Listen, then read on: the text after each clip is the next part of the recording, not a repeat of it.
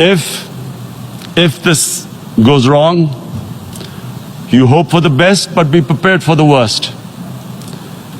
If a conventional war starts between the two countries, Mr. President, if a conventional war starts, and anything could happen, but supposing a country 7 times smaller than its neighbor is faced with the choice, either you surrender or you fight for your freedom till death, what will we do?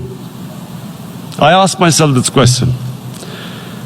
And my belief is, La ilaha illallah, there is no God but one. And we will fight. And when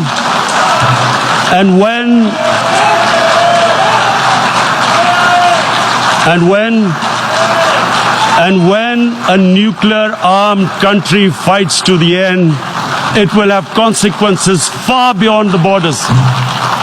It will have consequences for the world, which is why I repeat I'm here. Because I'm warning you, it's not a threat. It's a fair worry that where are we headed? And I've come here to tell the UN, you've got to, this is a test for the United Nations. You are the one who guaranteed the people of Kashmir the right of self-determination. They are suffering because of that. And this is the time. This is the time not to appease like in 1939 appeasement took place. This is the time to take action.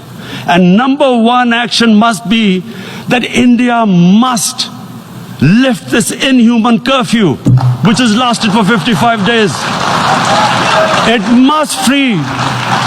must free all political prisoners, and especially those 13,000 boys that have been picked up. Parents don't know where they've disappeared. And then the world community must give the people of Kashmir the right of self-determination. Thank you.